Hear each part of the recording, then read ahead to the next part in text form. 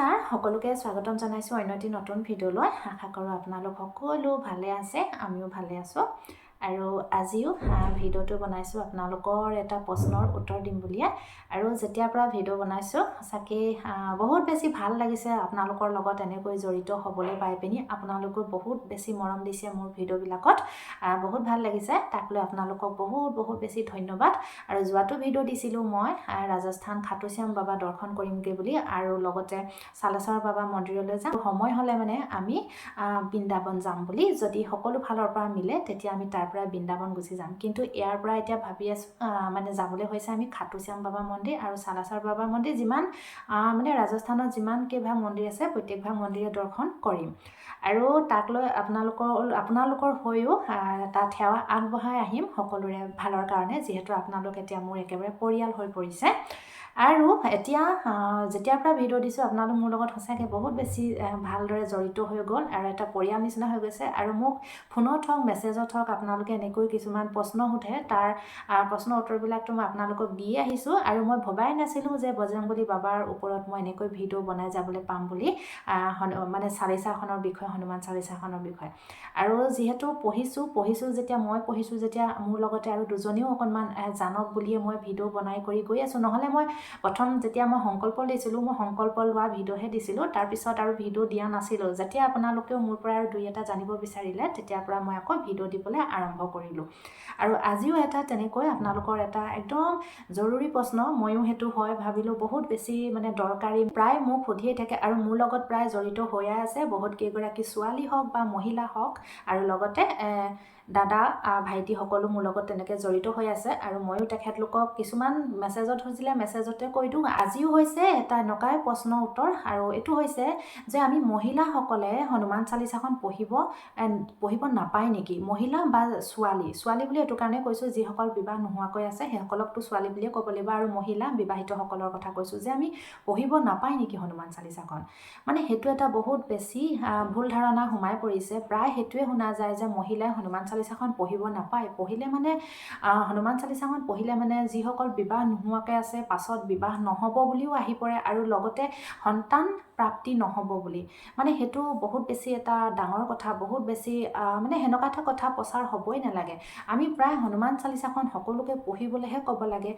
সৰুৰ পৰা ডাঙৰলৈকে তাত কোনো লিখা নাই হনুমান চালিচাখনত এনেকুৱা যে হনুমান চালিচাখন অকল যে পুৰুষেহে পঢ়িব পাৰে বুলি আপোনালোকে যোনে হনুমান চালিচাখন পঢ়িছে আপোনালোকে ভালদৰে বুজিবচোন তাত লিখাই আছে এটা লাইন যো ইয়ে পঢ়ে হনুমান চালিচা হৈয়ে সিদ্ধি সাক্ষী গৰিছা যো ইয়ে পঢ়ে হনুমান চালিচা যো ইয়ে পঢ়ে হনুমান চালিচা মানে আমি সকলোৱে পঢ়িব পাৰোঁ তাত এনেকৈ লিখা নাই যে পুৰুষ হনুমান চালিচা পুৰুষে পঢ়ক বুলি তাত লিখা আছে যো ইয়ে পঢ়ে হনুমান চালিচা তাততো কাৰো নামেই উল্লেখ কৰা নাই যে মহিলা পুৰুষ বুলি তাত লিখা আছে যে যো ইয়ে পঢ়ে হনুমান চালিচা হৈয়ে সিদ্ধি সাক্ষী গৰিছা সেইটো কাৰণে কওঁ আমি মহিলা পুৰুষ বুলি কোনো কথা নাই আমি সকলোৱে হনুমান চালিচাখন পঢ়িব পাৰোঁ আমি এতিয়া মই মোৰ ছোৱালীজনীৰ কথাই কওঁ মোৰ ছোৱালীজনী হৈছে 9 বছৰ বয়স তাইও এতিয়াৰ পৰা হনুমান চালিচাখন পঢ়ে আৰু আমাৰ ঘৰত এনেকুৱাও আছে আমাৰ 30 বছৰ আগৰ পৰা হনুমান চালিচা পঢ়ি থকা মানুহো আছে আমাৰ পৰিয়ালত সেইটো কাৰণে 30 বছৰ 40 বছৰ হৈ গৈছে আমাৰ মহিলাই আছে তেনেকুৱা মহিলাই পঢ়ি আছে আমাৰ ঘৰত যিহেতু যদি 30 বছৰ আগৰ পৰাই পঢ়ি গৈছে তেখেতলোক তেতিয়াহ'লে কিমান বয়স হ'ব লাগিব এতিয়া সেইটো কাৰণে কওঁ তেখেতলোকৰ এতিয়া বিবাহ নোহোৱাকৈ বা সন্তান নোহোৱাকৈ আছে নেকি যিহেতু আমি কিছুমান কথা আমি বেলেগে ক'লে বুলি আমি সেইটো মানি ল'ব নালাগিব আমি নিজে যিটো কৰিব বিচাৰিছোঁ যিটো কৰিব মন গৈছে সেইটোৱে কৰিব লাগিব যিহেতু হনুমান চালিচাখনত এনেকুৱা লিখা নাই যে হনুমান চালিচাখন অকল মানে পুৰুষসকলেহে পঢ়িব পাৰে কিন্তু এটা কথা হয় যে মই এটা কথা ক'ম যে হনুমান বাবা যিখন ফটো হওক বা মূৰ্তি হওক তেতিয়া আপোনালোকে চুই নিদিব দেই সেইটো কথা মই কিন্তু ক'ম মানে হনুমান চালিচাখন পঢ়াত কোনো বাধা নাই হনুমান চালিচাখন আমি মহিলাসকলে ছোৱালী হওক যোনে হওক আমি পঢ়িব পাৰোঁ কিন্তু যি আমি ঘৰৰ থাপনা ভাগত আমি হনুমান বাবা ফটোখন থওঁ বা এটা মূৰ্তি হ'লেও থওঁ নহয় তেতিয়া আমি চুই দিব নালাগে যদি মূৰ্তি থাকিলে হনুমান বাবাকতো কেতিয়াবা স্নান কৰাব লাগে ন তেতিয়া আমাৰ ঘৰৰ এজন পুৰুষে কৰাই দিব লাগে আৰু যেতিয়া আমি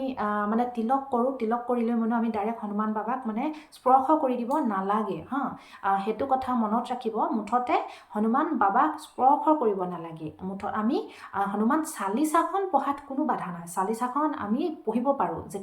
আমি যেতিয়া হ'লেও পঢ়িব পাৰোঁ ৰাতিপুৱা গধূলি 2 টাইমত আমি দুবাৰো পঢ়িব পাৰোঁ 3বাৰো পঢ়িব পাৰোঁ আমাৰ যিমান শক্তি আছে আমি সিমান পঢ়িব পাৰোঁ হনুমান চালিচাখন পঢ়াত কোনো বাধা নাই কিন্তু বজৰংবলী বাবাক খালি আমি মহিলাসকলে স্পৰ্শ কৰি দিব নালাগে এতিয়া আজিকালি চাবচোন কিমানখিনি মানুহ ল'ৰা ছোৱালীৰ ক্ষেত্ৰত বেছি হৈ গৈছে এতিয়া কিমান ডিপ্ৰেশ্যন এনজাইটি বাঢ়ি গৈছে লাহে লাহে কিমান বহুতেতো ডক্টৰৰ মেডিচিন খাই থাকিব লগা হৈছে ডিপ্ৰেশ্যন এনজাইটিৰ কাৰণে তো তাৰ সলনি আমি ডিপ্ৰেশ্যন এনজাইটিৰ কাৰণ সেইবিলাক আমি মেডিচিন এৰি পিনি আমি যদি সদায় হনুমান চালিচাখন পঢ়োঁ ৰাতিপুৱা শুই উঠি যদি আমি সূৰ্য নমস্কাৰ কৰোঁ সদায় যদি আমি সেইখিনি কৰোঁ সদায় যদি আমি ভগৱানৰ নাম লওঁ আমাৰ ডিপ্ৰেশ্যন এনজাইটি আঁতৰি গুচি যাব সেইটো যোনে কণ্টেক্ট কৰিছে মই সকলোকে পঢ়িবলৈহে কওঁ হনুমান চালিচাখন কিন্তু তাৰ কিছুমান নিয়ম থাকে সেই নিয়মখিনি পালন কৰি পিনি পঢ়িবলৈ কওঁ আৰু কোনো কথা নাই যে এইটো নহয় যে হনুমান চালিচাখন আমি মহিলাসকলে ছোৱালীয়ে পঢ়িব নোৱাৰে বুলি সকলোৱে পঢ়িব পাৰে হনুমান চালিচাখন আৰু আজি সেইটোৱে ক'লোঁ আৰু মই সেইটো কাৰণে কৈছোঁ মোৰ ছোৱালীজনী এতিয়া 9 বছৰ বয়স হৈছে তাই 9 বছৰ বয়সতো এতিয়াৰ পৰা তাইক পঢ়িবৰ কাৰণে একেবাৰে শিকাই দিলোঁ তাই একদম নিজে পঢ়ি গৈ থাকে ধুনীয়াকৈ কেতিয়াবা পঢ়িব নোৱাৰে এতিয়া ইমান এইকেইদিনত ঠাণ্ডা হৈছে কেতিয়াবা গা নুধুলে মানে নপঢ়ে আৰু যিদিনা গা ধোৱা দিনাখন হনুমান চালিচাখন পঢ়িবই একদম ধুনীয়াকৈ কেতিয়াবা ৰাতিপুৱা নোৱাৰিলে মানে এনেকৈ ৰাতি পঢ়ি দিয়ে তেনেকুৱা কৰে আৰু সকলোৱে পঢ়িব লাগে আপোনালোকে ঘৰত থকা ল'ৰা ছোৱালীকো সেইটো দেখুৱাবহে লাগে পঢ়িবলৈ আমি যদি ঘৰৰ কোনোবা মাক বা দেউতাক কোনোবা এজনে হ'লেও পঢ়িছোঁ আমি ল'ৰা ছোৱালীকো আমি শিকাবই লাগে হনুমান চালিচাখন পঢ়িবৰ কাৰণে আৰু তেনেকুৱা ভয় কৰিবলগীয়া একো নাই মই সেইটোকে ক্লিয়াৰ কৰি দিলোঁ হনুমান চালিচাখন সকলোৱে পঢ়িব পাৰে সকলোৱে সৰু ডাঙৰ বৃদ্ধ মহিলা পুৰুষ বুলি কোনো কথা নাই ছোৱালী সকলোৱে পঢ়িব পাৰে হনুমান চালিচাখন আৰু যোনেই পঢ়িব তেখেতলোকৰ কাৰণে বহুত বেছি ভালহে হ'ব আৰু ইমানেই আজিৰ ভিডিঅ'টো আপোনালোকে তাকেই আৰু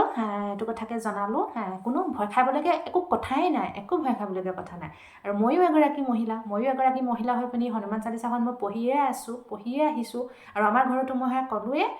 যে 30 বছৰ আগৰ পৰা 40 বছৰ তেনেকুৱালৈকে হৈ গৈছে হনুমান চালিচা পঢ়া মানুহ আছে বুলি আজি মানে ভিডিঅ'টো তেতিয়ালৈকে আপোনালোক একদম সকলো ভালে থাকক